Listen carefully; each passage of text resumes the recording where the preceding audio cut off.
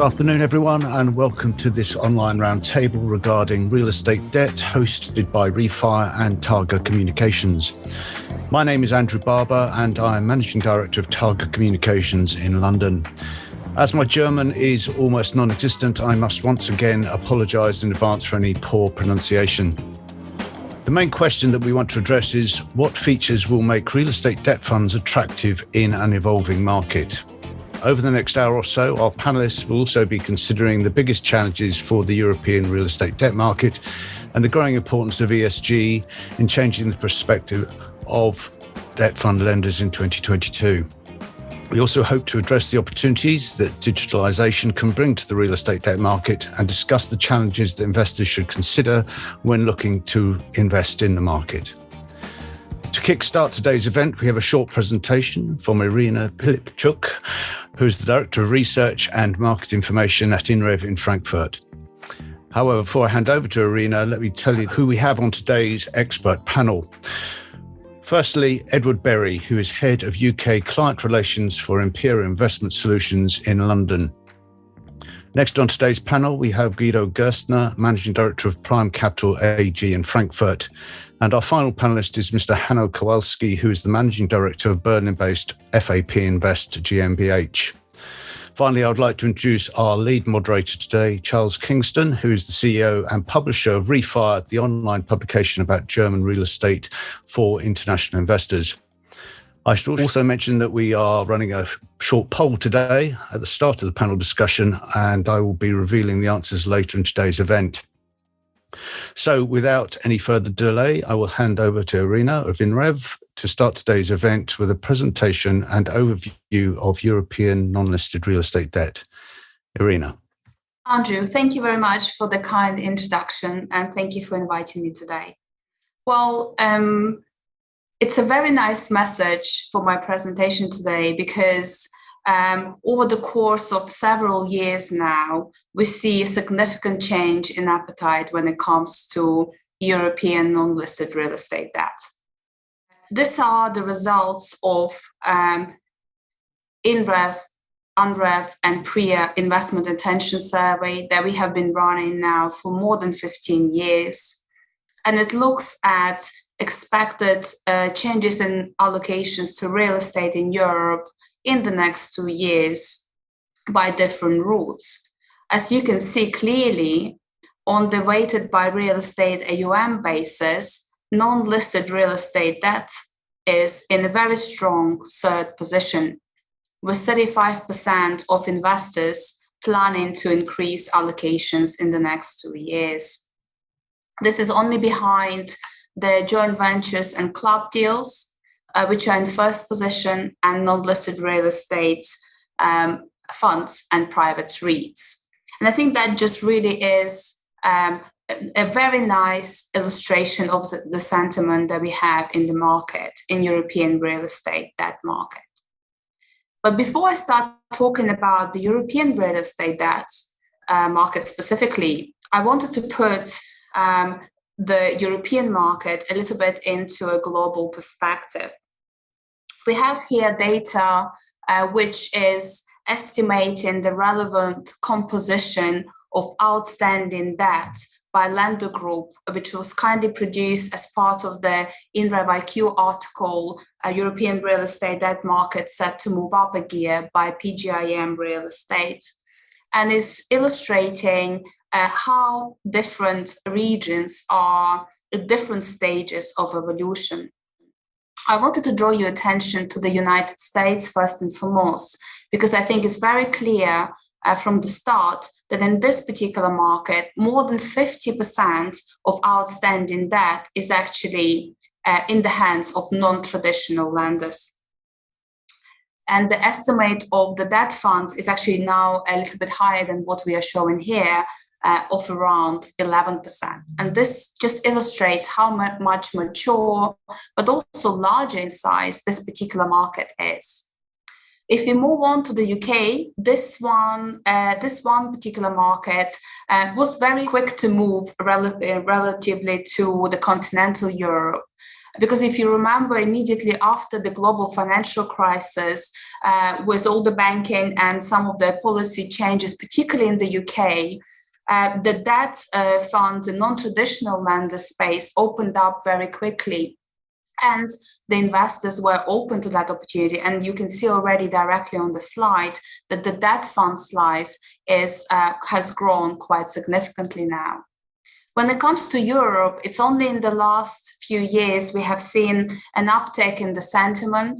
And before I get a question already, yes, the pump reef markets, which are very important, of course, in Germany, are grouped together into the banking category here for the continental European slice of the pie chart. But the message here is Europe is still in the early days of the evolution. And judging by the growth, the size, and the diversity of the markets such as the US, which is much more mature and sizable, it's a clear direction of travel, and one that we can expect to be very much a structural shift to non-traditional lenders. So let's dive in a little bit into European debt vehicles specifically.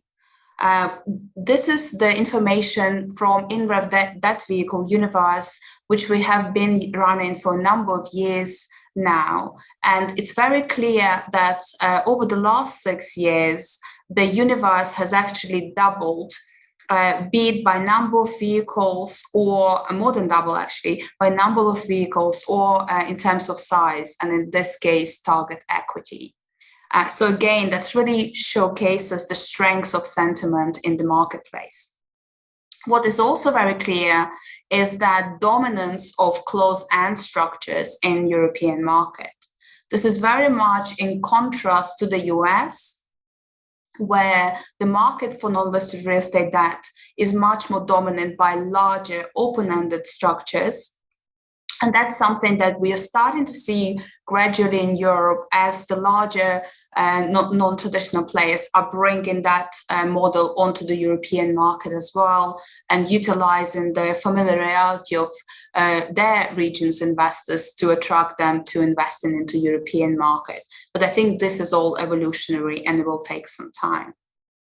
Focusing a little bit more on the structure, strategy, and loan generation. We talked about structure. I think the expectation is that the open-end component will grow. But in terms of loan strategy, it's very clear that it is in the more senior debt space or in the mixed categories, with the senior being quite a significant component. The majority of universe is concentrated. I do have to highlight that when it comes to junior mezzanine debt in particular, it's quite difficult to get the information. And I think, broadly speaking, the difficulty with evolving market like this is a matter of transparency overall, but particularly in this space. When it comes to loan generation, we have quite a notable portion of funds directly lending, about 30%. And just under 8% are loan acquisition in terms of generation strategy, but actually the vast majority, almost 60%, are doing both simultaneously. I would like to have a little bit of zoom in on the country and sector strategies. And here, perhaps not surprising, given where we are in the evolution, the multi-country segment really dominates, although we're starting to see single country strategies emerge, particularly in the UK, as was, of course, illustrated by the introductory slide, putting it in context, but also Germany, France, and Spain. And I expect those markets, but also further European continental markets, to start to see evolution of the single country strategies as well. When it comes to sector, you can already see the numbers speak for themselves, but the multi-sector strategies really dominate here. I think it's to cater for flexibility and also probably opportunities available across the board. And the slice on the single sector, I've zoomed in a little bit more On the right-hand side, again, very small sample, but what is very clear is it's really focused around residential, be it residential development or residential standing assets, and also mixed use. There is a very, very small activity on the retail, but it's in billions, so it's hidden away. But that's, in the nutshell, the single sector tends to be focused on mainly on the residential component. So what are the key challenges? I think you will hear that from the panel. You are, of course, active in the market yourself. So I think first and foremost, lack of transparency. In many ways, this is expected for segment of the market that is so new, segment of the market that is still very in the evolutionary phase and ununiform. And that is something that INREV is trying to address firsthand, hence the evolution of our debt vehicle universe. And I would like to invite those of you who are running the funds themselves to participate in our database. It's a very simple database which is open publicly. Information can be provided for the debt fund characteristics such as loan strategy, size, domicile, and vintage. It's your window to investors. That's why we made sure that the ease of information provision is there. And it does not contain sensitive or performance information because we want to build that transparency. And our focus at this point in time is around understanding the size of the market, the composition of the market, and the evolution of the market before we get to actually calculating the performance. Which is actually the second point. I think calculating or measuring performance overall in the market that is so non-uniform is very tricky. Of course, we have quite a lot of close-ended vehicles here in Europe, so perhaps an IRR is the right measure. But the mechanism and the structures within funds are so different and so complex that quite often, not only we as an industry body are yet not ready and don't feel confident that this is the right point in time to start thinking about measuring industry and sector level performance. Also, when speaking to the funds directly, there's quite a lengthy debate in-house sometimes in terms of what is the right measure of performance for their particular structure or the other. So to conclude, I think I can say with confidence that there has been a strong and consistent demand for European unlisted real estate debt strategies. It continues, and I think it's a true shift to non-traditional lenders that has been in the making for a while. So it's good to see that the continental markets are now moving up and acting on that opportunity as well. The growth in the market and then doubling of size, it's a really strong illustration of that trend.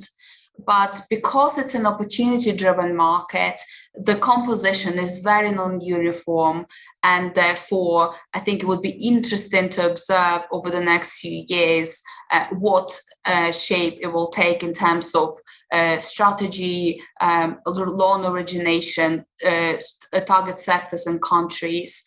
But for now, it is closed-end funds dominated, and I suspect that more open-end structures will come into play as market matures and those models are borrowed and carried over from the US. In terms of key challenges, I already talked about lack of transparency, so inviting you to participate. So please reach out to me directly. I will be happy to help. I think the mezzanine segment is particularly transparent. So those of you active in the mezzanine space, please reach out, especially.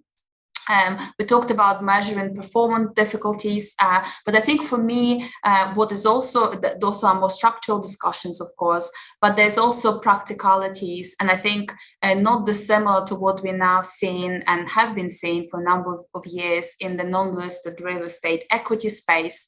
The actual execution, so capital deployment and squeeze on margin is now starting to present the challenge as the segment growing, and we see more competition in the non-listed real estate debt space, including from the sources outside of Europe.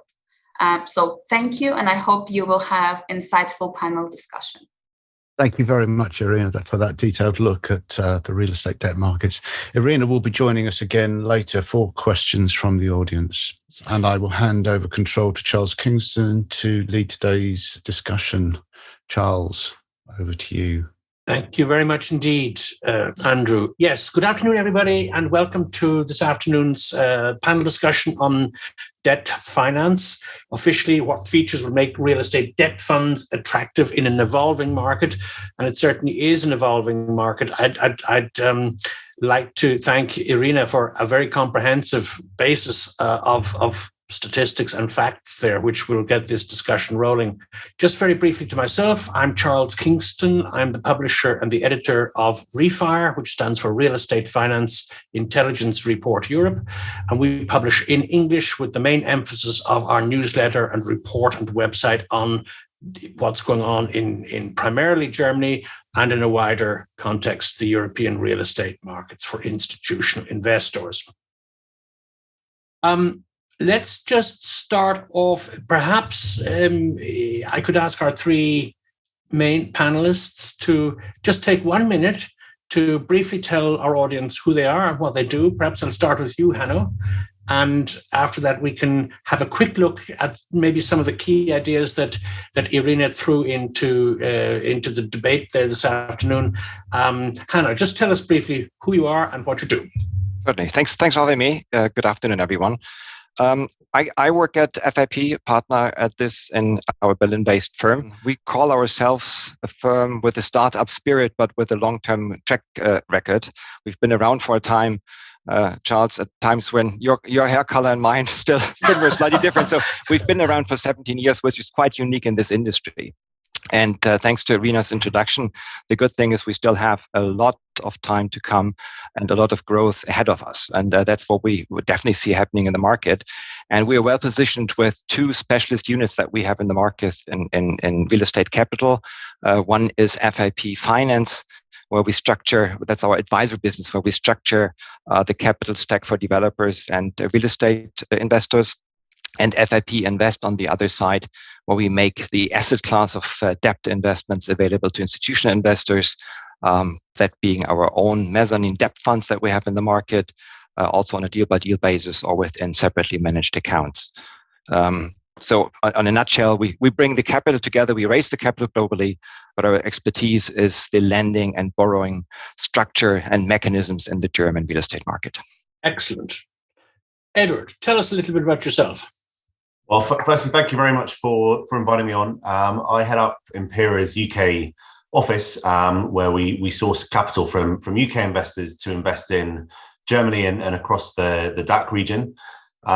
Debt's a big part of our business. We manage about 6.5 billion euros altogether of assets, about 2/3 of which in debt space. And I think bring a pretty unique perspective given the vertical integration we have as a firm, and that allows us a pretty deep insight into what various developers are doing and consequently to the debt side. Very good, very good. And Guido, tell us about yourself and Prime Capital. Thanks, Charles. My name is Guido. I'm active in the lending industry for 20 years. Prime Capital is active since 2006. So it's a long-standing track record. Prime Capital is active in the real estate lending market, not only in Germany, but throughout core Europe. So we offer lending solutions in the MES field, as well as in the whole loan segment. Team consists of 4 people plus back office people. And we are growing. And the market has a very, very positive outlook for us. Good. Well, that all sounds very rosy. And indeed, judging by Iryna's slides there earlier on, there does seem to be consensus that this is a growing market and there are niches in which plenty of growth is programmable. If I could ask the panel, what were your key takeaways there, perhaps from Iryna's slides? We're looking at changes in allocations. The interesting thing for me, starting off, was to see the extent to which the United States, of course, is such a mature market in comparison to Europe, and in particular to the continental Europe, with the UK being somewhere in between. Hannah, what were your initial thoughts? initial thought is that what I said in the introduction as well. It's just such a big growth opportunity overall for us in this industry. At the same time, it's going to bring some challenges as well. Because if you look at the US market, it's so much more sophisticated in depth. So if we look at what we see in, for example, in mezzanine in Germany, this is what it has been in the past 2 years, 3 years, very much. These are individual deals of mezzanine tickets, very clearly defined. If you look at what the US market's doing, this is much more structured deals overall, all along the capital stack. There's so much more into this to provide this overall large size that's coming probably to Europe here as well. It takes so much more than just saying I can do a 10 or 20 million mezzanine ticket. So there's quite some challenge to this industry ahead of us, and sophistication levels to really need to step up in Europe as well on that side. Good. Guido, about a year ago, we discussed this on another panel, on an equivalent panel.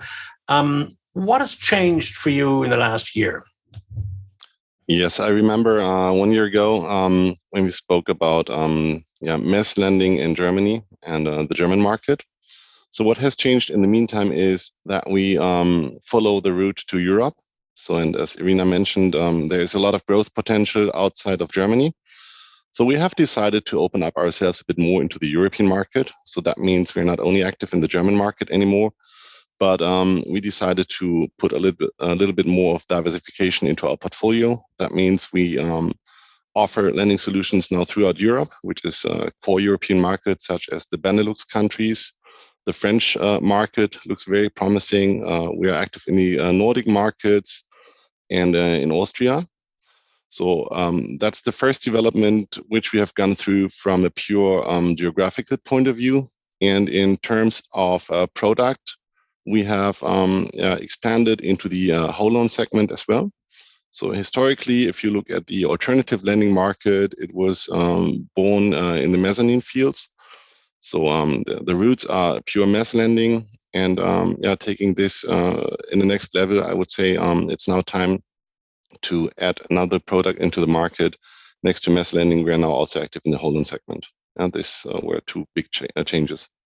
Great. So you've expanded not just in terms of the geographical areas into which you will lend, but also in terms of your investor base.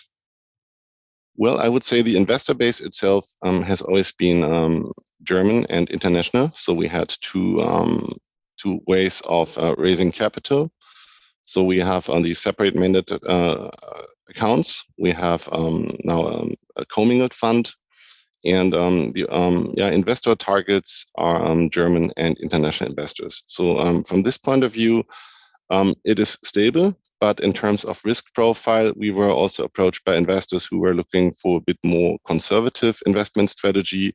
They were looking a bit more for security, and that was the driver why we decided to put a product in place where you will have a first-ranked security in place in order to meet this demand from the market.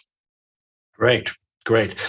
Edward, when you're talking to your investors, and I understand you look after the DACH region, so you're looking at opportunities within Germany, Switzerland, Austria. What are they looking for, and what is their view of the German-speaking Europe at the moment? Are they viewing it more positively, or is there any shift in perceptions of the DACH region?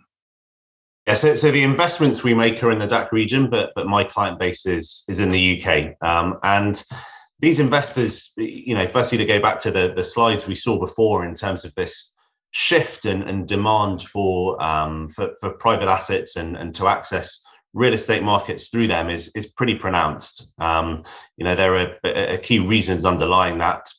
When people look at their allocations as a whole, that the value you can get from real estate debt relative to parts of the corporate market and the extra diversification benefits it gives. So, those are the key trends that are driving people into assets. When we think about Germany, it's really just that there are some, attractive characteristics in terms of valuation of the underlying assets and the anticipated risk profile, given the strength of the economy that means people are interested in Germany in itself, as well as the asset class as a whole, whether that's on a pan-European or global basis.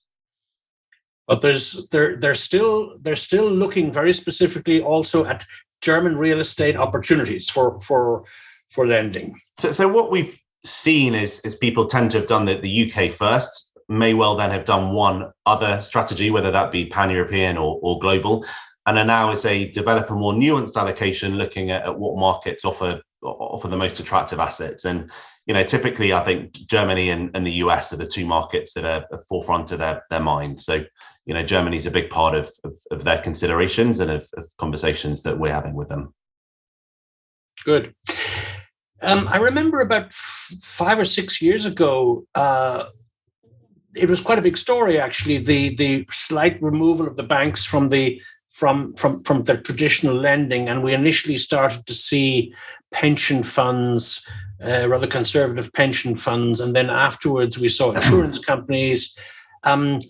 Where are we on that evolutionary path of organizations who manage money looking to get into this sector? Are you looking at a much changed investor base now? I'd look at both Hanno and Guido to answer this, because things do seem to be moving quite quickly.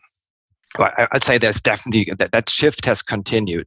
Banks are continuously and gradually stepping out of their lending activity in overall that they have been reducing percentage-wise each year over year significantly. And it is institutional investors filling that gap, stepping in. And actually, it has a positive that it delivers the growth rate to the alternative lenders. At the same time, I mean, we all probably agree we do need the banks at this as well. What we are trying to achieve actually at the moment is bringing some of the banks back into the deals, because there are borrowers who do not want to see the bank money anymore. We get quite some demand from borrowers and investors to say, can we get this deal done without involving the banks? They are in some terms not reliable, maybe not quick enough. We've seen in difficult times them sometimes withdrawing term sheets as well. I mean, this is breaking up some of the classic relationships between some borrowers and the banks in the past. And we're actually trying to bring them back in. If you know the Pfandbrief situation in Germany, this is rather cheap money overall to this market. And it's a significant proportion that alternative lenders cannot fill. So it's important to have them at the table. At the same time, they struggle to see some of the deals. And actually, we're trying to, at a syndication level, trying to bring them back in. As what Guido defined, we are offering more whole loans and then bring the bank as the senior component into this in a club deal situation, and add then the mass piece to it to make a competitive offer to the borrowers. And they get the feel that this is alternatively managed, but it has a bank component then ultimately in it as well. Yes. Guido, is that how you see it as well? That in fact your complement, because actually looking at Iryna's slides there, we are still, despite the rapid growth of alternative lending, debt funds and debt financing, it's still a very small percentage of overall lending. And as Hanno says, the figures that we saw there for Europe also include a lot of the Pfandbrief banks, which is cheap lending. Is that how you view it as well? I think that's the right statement, Charles. If you look at it from a pure return perspective, you need to match the right risk. So if you have returns that require 5 to 6 to 7%, you have an underlying risk which has to match the respective returns. So if you have, for instance, if you have a low risk profile and you have time to manage your bank, it's still the right place to do senior lending with your banking partners. Nevertheless, there's a change in the market, and it's a structural change that banks are not as fast as before. They are a bit more complex in terms of who do they want to make business with. And if you're in competing mode with bidders on the same project, it can be in the benefit to have a speeder process, to have a fast process, to have a reliable process, which costs, in fact, money. So the way how we think about this is we change coupon for time. Our coupon is much higher, but in contrast, we can offer a much faster process. And this is how we regard ourselves to fill a gap in the market, which is filled by alternative investment managers.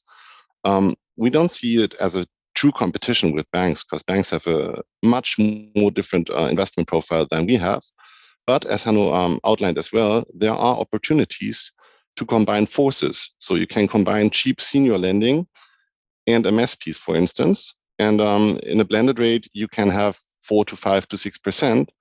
But the same way, it can be handled by offering a whole loan solution. So you take 0% to 70%, you have a comparable income or you have a comparable coupon, but you have a much faster process because you have only one tranche, you have only one appraising company, you have only one approval process, you have only one legal company that needs to accompany this transaction. And in doing so, you can save some costs on the transaction level. So you have transactions which qualify for a senior mezz approach, and you also have transactions that are very time crucial and that require a whole loan structure. So this is how we regard the market at the moment. And is it true to say about a year ago, we were looking at IRR returns for investors of about 2% on senior lending, maybe 6% on whole loans, and 8, maybe 9% perhaps on mezz? Would those still be up-to-date figures, would you say, Hanno, Edward? I'd say that the whole loan part is down, probably. There's so much competition over this as well. And whole loan is such a wide range of product as well that it's difficult to say what you're looking at exactly. But from the numbers you said, there's definitely a range between, let's say, 3.5 to up to 6. But we see a lot of mezz loans already starting at 6% as well. So it's a very fine line between the different tranches there. But there is pressure on it, particularly as Guido said, on the alternative lenders and with the competition happening here as well, on those opportunities that are bridging or filling the gaps where the banks just can't deliver. There's quite a bit of money out there. So there's almost a little bit of a fight over the best deals, who's got the best access to it, who knows and sees the deals in the first place. So it's also next to the terms and the interest rates, very much a part of what access do you have, what's your deal flow, what you can see in the market, and long developed relationships with investors and developers help quite a bit to get access to that. So what are your investors, Edward? What are they expecting? What are their guidelines, and what are you able realistically to deliver to them? So we spoke a little bit about the different parts of the debt market that have developed from mezzanine through to whole loan, and in some cases even senior. And what's interesting for me is, whereas a couple of years there were purely sort of growth orientated investors looking at the market, we now see everything from the matching part of pension schemes, allocations, to insurance balance sheets wanting to invest in different parts of the debt market. So, a lot of conversations with insurers about senior debt, whole loans have certainly become a much bigger part of what people are looking for. And it's really a function of the ultimate returns that those investors need. And then how real estate can both diversify their overall allocation and offer pretty attractive risk-adjusted returns within a given bucket. You would do whole loan deals in your key markets, yeah? Yeah, much has been said by Guido. I think it was, our origin was in mezzanine space, and we moved as was Hanno's originally. I would say. Is that fair enough to say? Exactly, and I think that's probably pretty common through a lot of the players in the market. As it relates to valuations, I'd also agree with the point made earlier around, the reason why you can pick up a more attractive coupon and ultimately get better returns for your investors is that the extensiveness of your relationships and the ability to do your diligence quickly and ultimately provide both the speedy and the flexible capital that developers need. Because obviously with these different returns, presumably debt lenders like yourselves would like to have the mezzanine part of it. But of course, pure mezz deals don't come along all the time. So you might have to take the whole loan, and this leads to syndication then. Is that what you do as well, Guido? You look maybe and say, we like the deal overall, we'll take it as a whole loan, and then we'll try to get partners together and do a club deal and divvy it up and so on? Yes and no. So given that we have opportunities to fund either into our mezzanine structures or into our whole loan funds, we need to avoid that we have a conflict of interest with our investors, because if we are presented a whole loan, it's our first aim to put this transaction into the whole loan. Nevertheless, if there are some certain requirements which do not provide for the whole loan because we cannot meet the investment criteria, then of course it's our second duty to find a solution that fits into our mezzanine vehicle and to identify a suitable senior lender, either be an investor or a bank. So we are quite flexible in the structuring process. Nevertheless, the first aim is always to meet the fund or mezzanine requirements before we go into the syndication market. And Hannah, how about you? Oh, it is, I would say 80% of the deals that we do today are structured in this by these means. If we take an example of what we've just recently done in the fall, this is all non-bank money, with that's 250 million funding volume overall. An insurance company takes 125, and then there's a bank, a small bank taking a junior tranche, and then there's 77 million in mezzanine, which still are done again by 2 club deal partners. So with that kind of ticket, there are 4 partners in a club deal actually ultimately involved, and each finding their right risk profile according to how they want to invest. They find and define their return, and you make it possible in this club deal setup. And it's still in the same way. Ultimately, I mean, this wasn't a whole loan as it was set up, but it has whole loan components. You get 1 mezz ticket and you get 1 senior piece, but ultimately you have 4 different loans underlying. So the borrower actually gets a service that they wouldn't be able to achieve in the market themselves. So if a major investor, a major borrower or developer was looking to put together funding for his project, would he be guaranteed to get funding by one of you at the moment? I wouldn't say there's any guarantees, but if it's a major developer, that presumably they have they know what they're doing. I'm sure all parties will do their diligence very thoroughly, and I think there's a fair amount of capital available. So for a good major developer, then I think it's pretty likely they'll be able to get funding. Well, it certainly seems like for you guys, there's plenty of, you can more or less pick and choose what you would like to fund. Now, almost every week we seem to be hearing about another major corporation setting up or a division of a company setting up their own European debt fund, and they're based out of London, but they could be American based, and they're looking at the European market. Are these the kind of people that you bump into all the time now on putting together deals, or are they looking for such big ticket deals that you operate in different markets? Some, I would say, are clearly operating in, or actually they are not getting the deals they'd like to see. If you want to do mezz deals in Germany of 100 million up with attractive returns, and you want to do 10 of those just as one firm to get your fund all deployed, these are not the tickets that are usually available in this quantity. So it's a different way of how you need to enter, for example, the German market in this context. But at the same time, some of those firms, even with smaller ticket size, actually run around and look for deals, even if they're funded in the fund and don't get access to it. That's the one side of it. And at the same time, on the lending side, many are just struggling of getting some of these deals and end up doing deals where in development they do 100% LTC. I mean, we've seen those. I would say I thought the times were over, given that the market's become a little bit more difficult. But we see that happens with some of the newly arrived step product in the market is happening, which probably expresses the demand for deals and the risk they're willing to take in some cases to achieve that. So some of those bigger funds, and we've seen there are long lists. There are lists of big names that recently Allianz, Bernstein, Invesco, LaSalle, they all set up Janey Capital from the UK, Tristan, Ares recently. There's been a number of German players who almost weekly seem to set up debt funds. So clearly they feel there's scope for everybody. Are you saying that some of these bigger funds are perhaps taking on deals that other people would not want to do?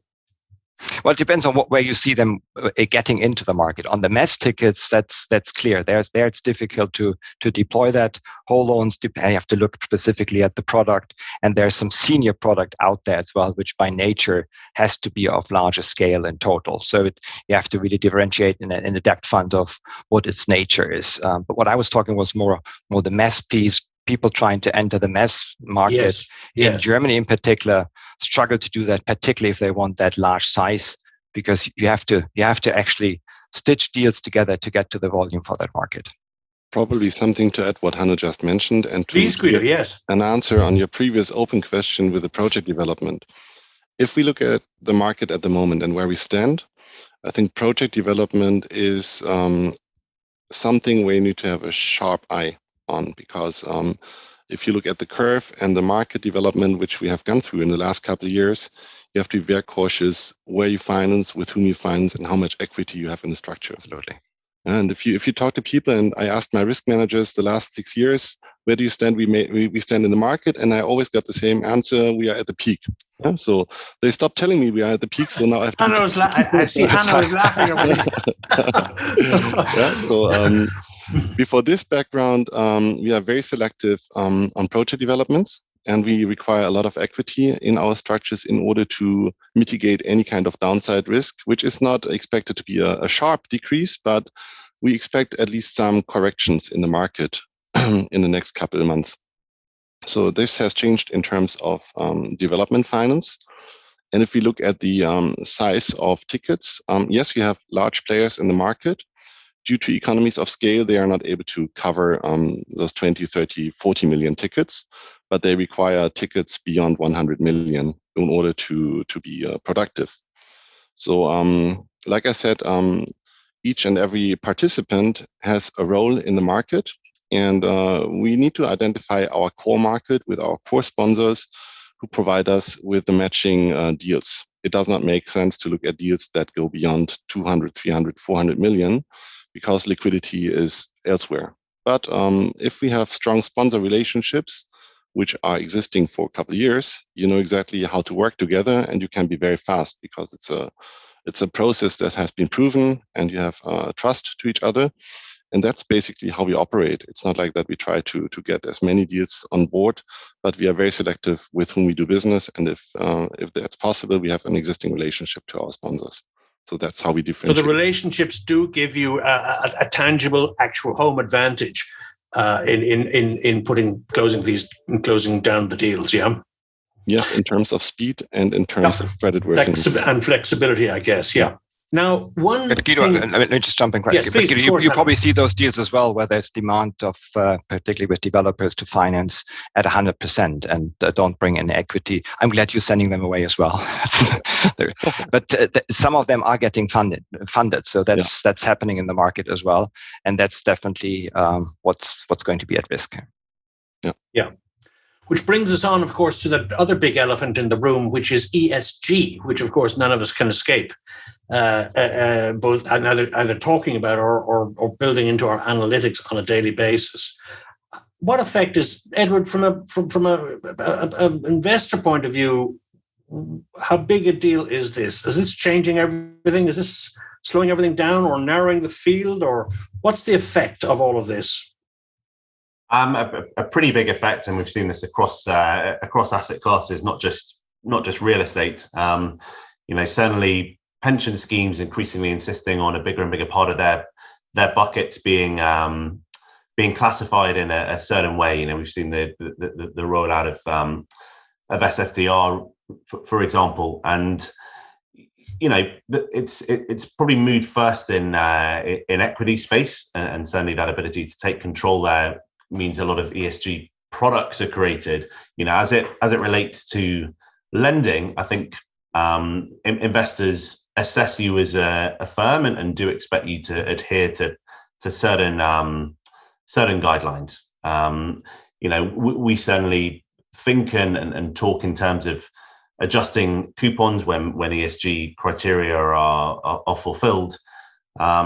And that's because, as we've seen recently with energy prices, it's a real part of risk management to be able to assess these ESG risks properly. So that pricing around ESG risk is almost more exact and refined in debt space than an equity space, where it's both about that pricing but also the product and the philosophy. Yeah, Guido, ESG. This can change things also to the extent that lenders can actually now turn around and say, we actually have quite a bit of a say on your borrowing plans, because our people want to know that we are Article 8 compliant, Article 9 compliant, or whatever. It shifts the balance of power a little bit, certainly, I could imagine. Does it? Yes, exactly, Charles. And I think this topic is brand new to every one of us. I mean, if you look back in history, 3, 4, 5 years ago, this topic has not been present as much as it is today. So we had to adjust the world, and we had to adjust to the new ESG environment. This has led to the fact that our new fund is an Article 8 fund. So we have a light green structure. We have chosen an investment process that checks for ESG relevant topics. Why do we do it? We do it for several reasons. Reason number one is we meet demand from the market. Reason number two is it's a refinancing risk. If you have outdated assets that are not refinanceable, you might end up with assets in your portfolio that are not refinanced by a third party. And third is that we need to adjust ourselves to the new environment. So if you look at this, it's from a risk perspective, something we have to do. We have people on the ground. We hired people for Prime Capital who are part of this process, who check the ESG relevant topics in our assets. But I also have to admit, being a lender of record, the influence on the asset itself is not as much as you can do from the equity side.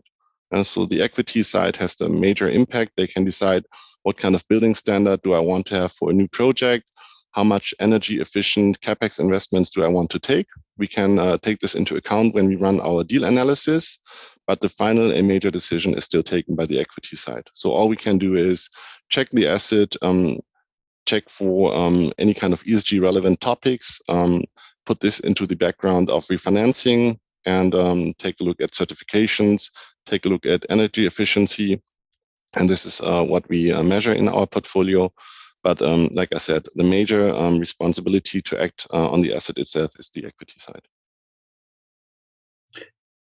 Hanno, you run the fund at FAP Group, and this must be something that is integrated in every piece of your decision making at this stage.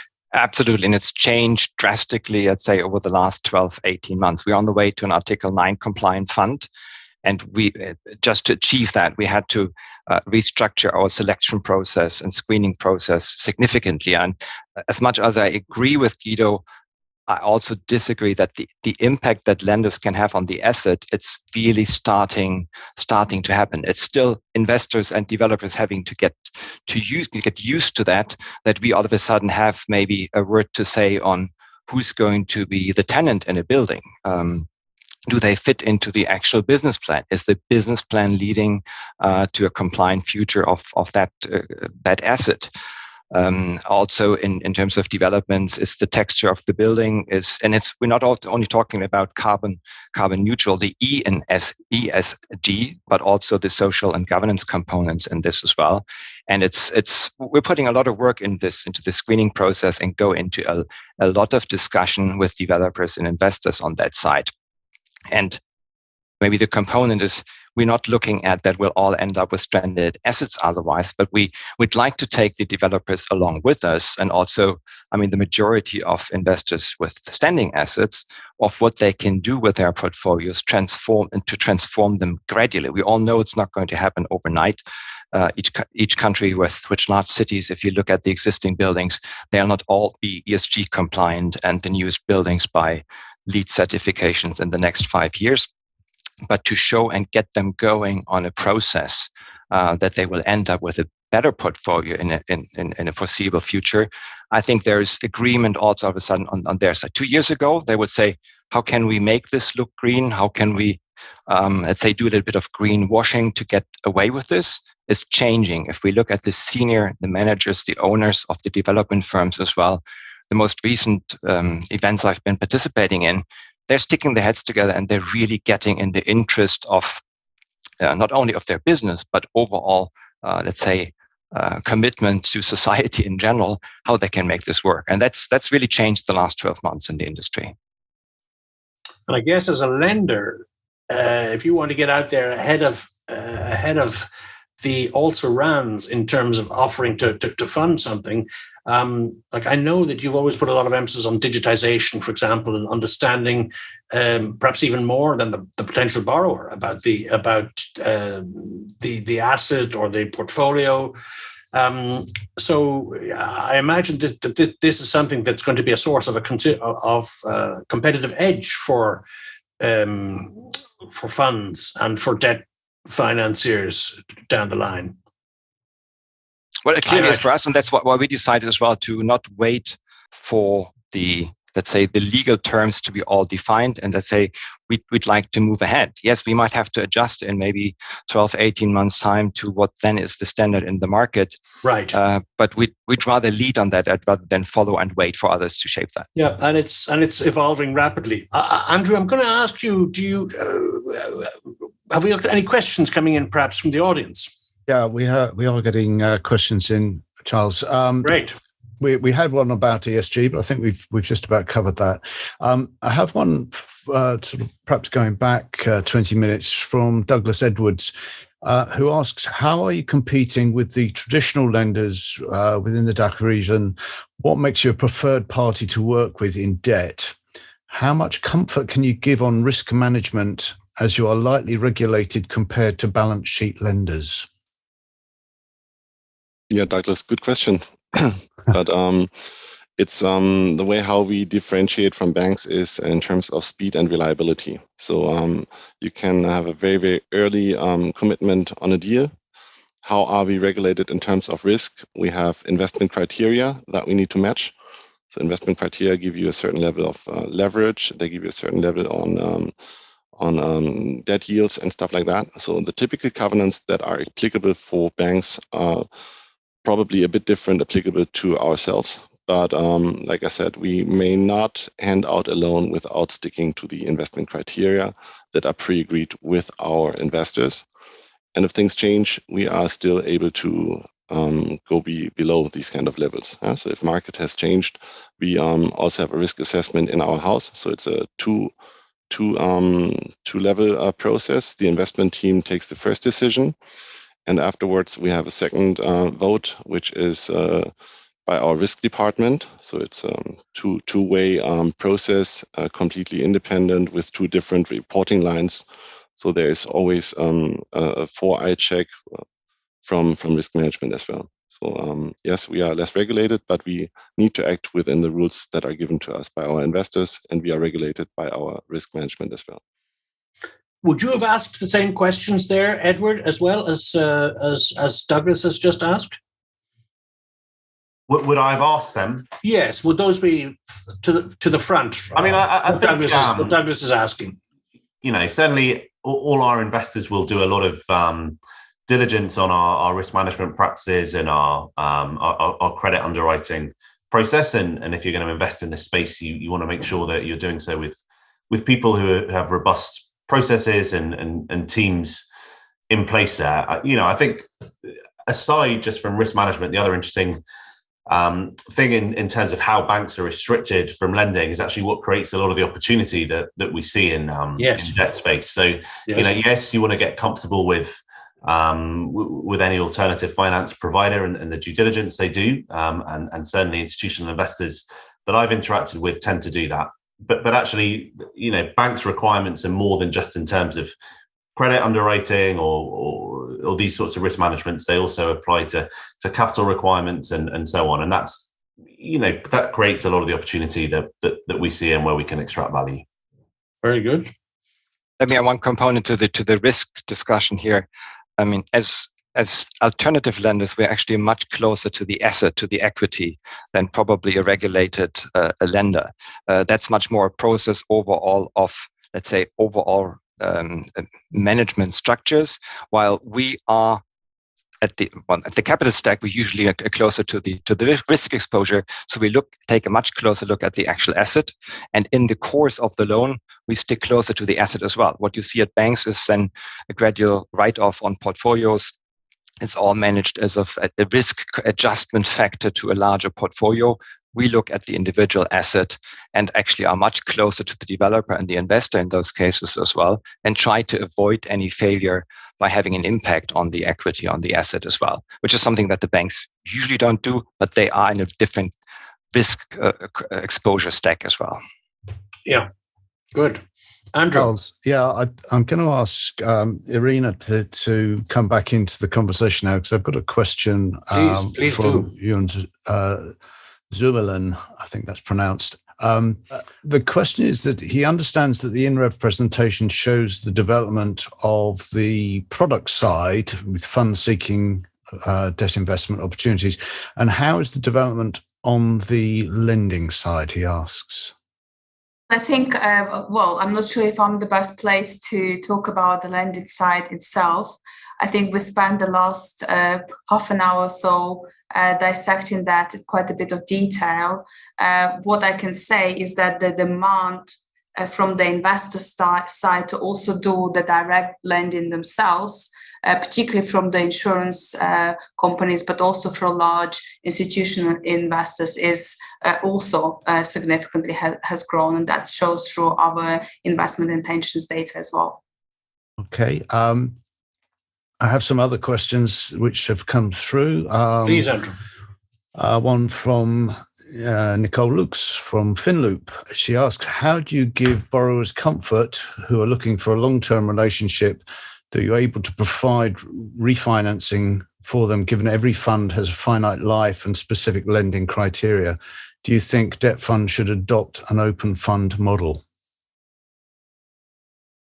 That's an interesting question. Who would like to go? Guido. That was exactly our thought when we created our fund last year. It's an open-ended fund model. So that exactly meets this kind of specific requirement. Which is untypical, really, for most of the funds. Isn't that right, Iryna? Yes. So far, I think it's about evolution. I think Hannah was talking about it earlier, that the complexity of the US market can't be built overnight and is not necessarily transferable. But I think we are seeing an example, and Guido will talk about his own example, but we see an example of those open-end models, which are the whole loan model, being utilized now in the European market. And I think that's there to come. So what was your thinking behind it, Guido? Yes, it was exactly this kind of refinancing scenario. Sometimes you have good assets in your portfolio which you'd like to refinance because it's a well-established asset with a strong cash flow, but you are typically urged to exit the fund because of the maturity profile. So in our case, it's quite different. It's an evergreen structure, which provides certain advantages. So first advantage is our investors have more flexibility in terms of their fund management. Of course, we have notification periods in place, but it provides some liquidity for our investors as well. And the second thought was, if we'd like to refinance an asset for another 5 years, we can just do it because it's an open-ended fund structure. So that was the two key drivers for creating our fund as an open-ended fund model. We go the exact same direction for those reasons, also driven by investors, not just on the refinancing side on the assets, but investors, once they're in a product they like, with, as Guido said, steady returns, everything working, they don't want the money back, they want to stay invested. So it's another reason to choose an evergreen structure. Yeah, good. Another question, Charles. This is coming anonymously, but the question is, what impacts do the current turmoils in the construction sector, such as scarcity of parts, costs, have on development financing? And does the panel anticipate any lasting effects? Who'll go? Will you answer that, Hannah? I'm not sure whether it was a question about if cost raising. Material costs. Inflation of material costs in building. The difficulty of getting that under control. We have looked closely. I mean, you have to verify any business plan on developers. You have to really look how much margin is left and how much equity is there to compensate for that. That's something we've always looked at. And yes, that's getting more difficult, and it probably comes a little bit back to you cannot finance 100%. You have to have some equity in there and some remaining equity in a strong developer organization to close those gaps. Otherwise, you'll find yourself in a difficult situation. And yes, we all know there are overall globally, not just in Europe and not in particular in Germany, there are developers who use their equity as smart as they think they can, and some actually leverage it quite a bit. And yes, some of those might find themselves in difficult situations. And it's something we as an industry have to take a close look at and make sure we only fund those where we think there is comfort in the future development. Well, you most of you may have heard, or I don't know who issued the figure today, Status or the Federal Statistics Office or something, but German inflation has now actually reached over 7%, which was even higher than they'd anticipated. And of course, that raises the big question, the related question of general inflation and interest rates, and the effect that that environment is going to have on debt funding and debt finance. Now, obviously, your timeframes tend to be a little shorter than the classical long-term bank lending, where, if you're lending at 2% in the current climate for the next 10 or 15 years, you're taking a certain risk that your borrowings will be inflated away if things carry on as they are. What do you think, Edward? What sort of views are you taking generally at a macro level on inflation, interest rates, and what the ECB may well do in following the Americans in raising their rates?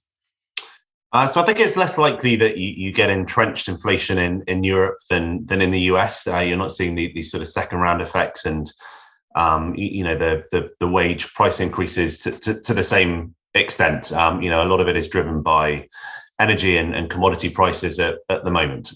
So I'd anticipate the US cycle being quicker and probably going higher than we see in Europe. The point on inflation is pretty crucial, though, to lending. There are more variables and uncertainties when you project out a developer's plan if you're unsure how various costs are going to change over a multi-year period. So, it's important to be able to do the analysis from an equity perspective as well, to stay close to the equity side to get a handle on that. And whether you have a bigger equity cushion or whether you demand more compensation for your lending, you do need to take account of the extra risk that more uncertainties in various parts of their plan creates.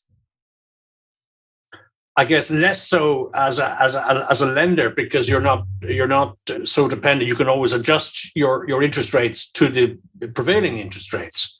You have as with any credit investment, you have the core interest rate and then a credit premium on top of it. And I think when you think about the uncertainty of the borrower, which has likely been increased through a lot of inflation, yes, it could be, depending on what that inflation looks like, then you just need to ensure that your credit premium is appropriately sized for that additional risk. It can actually, if you think you're able to do that analysis better than other people, it can also create an opportunity as a lender as well. In an environment where there are very few risks out there, almost anyone can lend. Having some form of risk, whether that be from energy prices, from geopolitical risk, demands additional analysis and competence and can really help the good lenders stand out from others. Yeah. I suppose the short time frame also means that your risk at least is quantifiable to a certain extent, so that you're not stuck in a losing situation for 7, 8, 10 years. Yeah. You're right. It's a different decision whether you lend out for 1, 2, or up to maybe 3 years versus you making a 10-year investment. I mean, that's exactly. Much more of a challenge on the equity side, actually, when you're making this. And it's something that speaks for debt or real estate debt. Not only in that particular situation, but it really speaks Indeed. to an argument to that asset class. Indeed. On another macro question, I guess you're all thinking about possible effects of the Ukraine situation on your business models. What would be the first thoughts that would come to your mind there that you are grappling with, Guido? Well, the first thing is, of course, the interest topic and inflation, which is currently one key driver when it comes to assessing our risk. I think we had some good answers already on these kind of topics, but still, availability of building materials is a second issue which comes to my mind, which also impacts our construction loans in the way that we have timing issues because availability of construction materials is rather limited.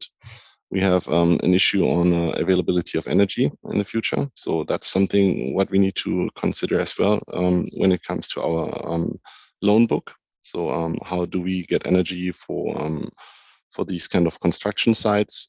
How do we get people on the ground who are going to run the constructions on the building sites?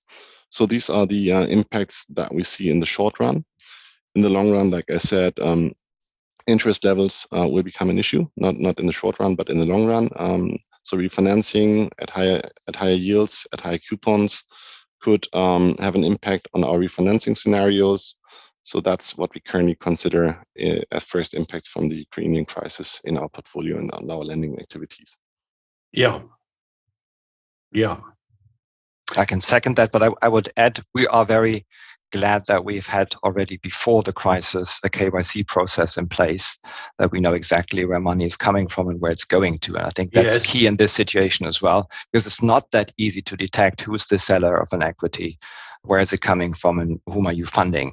It's something we've very closely looked at, and we find ourselves in a very comfortable situation that with the restrictions to the financial market as they're happening, we're not directly affected. All the rest, what Guido's saying, that's all in place, and it's obviously affecting everybody. But that's something we've spent a lot of time already on in the past.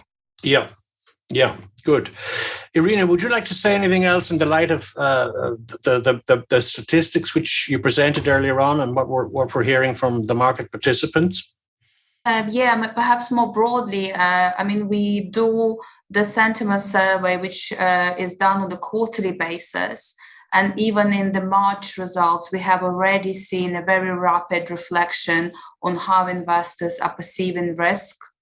So expectations are already reflected that the risk is higher and that return will be eroded. If you think about it from the equity side perspective, we had quite a frothy last 3 quarters of 2021 with yield compression really driving that performance. There is a question now to what extent that can happen going forward.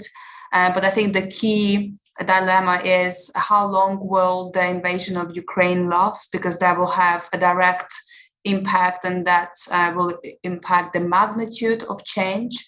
And then the interest rate and the inflation aspects that we have discussed will be direct interplay to pricing. And we have already seen Bank of England raising their interest rates, and I think the expectations are that ECB will do so late in the year. Yeah. But the question for me also is, this inflation is unexpected, and that's the one that the markets don't like very much, even the real asset classes, which tends to be partial inflation hedge. Very good point. Yeah. Andrew, any other questions there? I'd also remind me I need to share the results of the poll before we finish. Indeed. So, Indeed. Because everyone's waiting for those, I can see them. We had a question earlier from Gifford West saying, how would you compare and contrast the workout capabilities of the debt funds versus traditional lenders? There's been little need for these capabilities in the recent past, but this is likely to change. How are you preparing? We'll take that. Who'll go ahead with that one? Answer on this. Yes, please. From our previous experience, even in these days, we had non-performing loans in our book. And this was mainly driven due to retail units, which were not able to pay the rents anymore, which were vacated. So this kind of structuring and restructuring expertise is transferred from banks into debt funds, because everyone in our team has a long-standing track record within the senior banking markets. We all have gone through the financial crisis, which has created a lot of restructuring experience. And what has happened is that a lot of bankers just decided they are not a fit to the banking industry anymore. So they kept on moving into the alternative lending world. So this kind of historical experience is now transferred over to debt funds. And most of my team members are in the industry for 10, 12, 15 years. So they know exactly what they should do at which level. And what differentiates us from other lenders, we are not keen to manage the asset because we do business with people who are very, very successful in what they do. Yep. And it's always our last resort to enforce an asset into a fire sale. So we try to team up. We can, of course, do activities on interest levels, that we park interest payments for a couple of months. We support with additional input if required to put some tenant improvements on some vacant space to reposition the asset into the market. So it's more or less like a joint approach. Nevertheless, if required and if need be, of course, the sale of an asset or the management of an asset is one of the last resorts that we can take into our team as well. But it's not the first and the preferred route that we go. Take an early approach, avoid the default and refinance as soon as possible. I think that's probably what you're saying as well. If you have a large network of partners you're working with and a track record with them as well, you can anticipate those things actually before it comes to a real non-performing loan and to work out on the asset. And that's, I think, what we're all we need to avoid in the industry. And that's where expertise actually sits differently with alternative lenders than with banks. Yeah. Good. Would this be a good time for me to share the results of the poll, Charles? Okay, Andrew.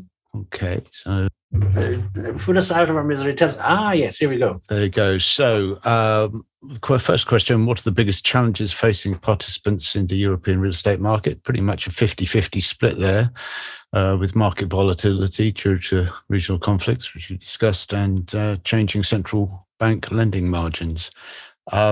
We also touched on ESG earlier. Good to see that 80% of the audience thinks that regulations are affecting sustainable investments. Not very surprising, really, I guess. And then the last question, what are the challenges that investors should consider when looking to invest in debt? 73% said knowledge of regional markets and regional regulations.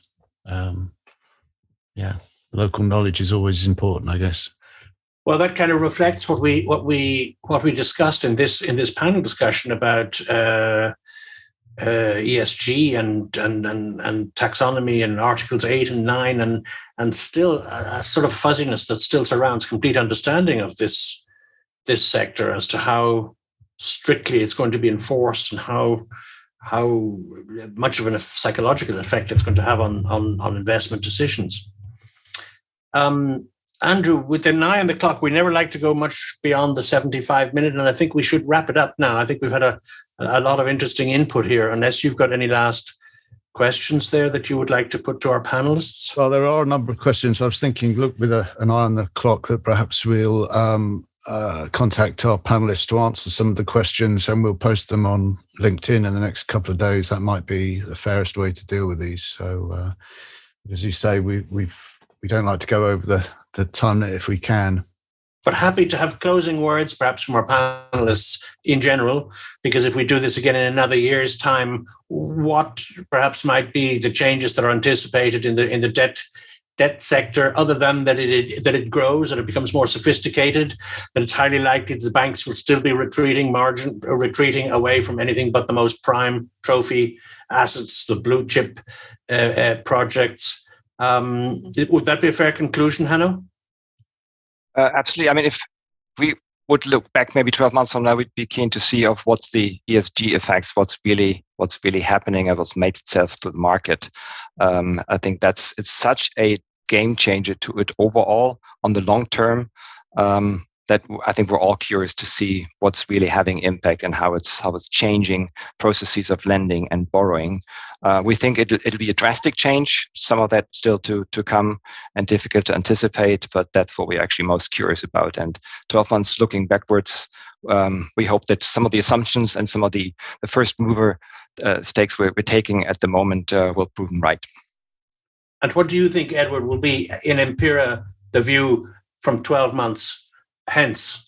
Yeah, I mean, I certainly agree on the ESG front, given the pace of change there and the fact we're at the sort of nexus of more details around what some of the classifications for SFDR funds are going to look like. Aside from that, really how this the tightening we've seen in some of the spreads, how that changes if we see a prolonged period of volatility, driven by Ukraine, and I think if we do, you could well see a pretty significant widening there as well. Very good, very good. And Guido, to you. I would expect an increasing number of alternative debt players in the market. Like we learned from Iryna earlier today, the market is growing, so this provides definitely more market opportunities. And if it comes to nominating the right investment manager, please bear in mind that you have some people already in the market with a proven track record. Great. And Iryna, you had the honor of opening the discussion today. If you'd like a final word just to close it down, that would be, it's your privilege. Thank you so much, Charles. That's very kind of you. I think I will close it on action, which hopefully will be helpful to the entire community here. But INREV are working really hard on specific sustainability guidelines and due diligence questionnaires specific also to ESG and the debt funds, including the ESG debt funds scorecard. So hopefully that will be delivered to you as an industry within that space, and we can utilize and inform you better. And then we know the answer to the questions that Hannah, Edward were phrasing earlier today. Great.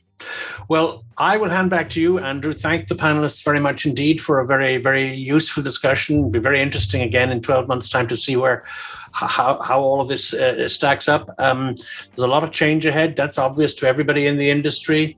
And trying to keep a pace with it is what we do. And I hope when we look back in 12 months' time, things will be, well, at least on a global scale, a lot more peaceful than they are today. So, Andrew, I'll bow out now, and thanks very much indeed for being my co-moderator on this panel. And thanks to the panelists. Andrew. You're welcome, Charles. Thank you very much. I'd like to extend our thanks to our panelists as well and presenters.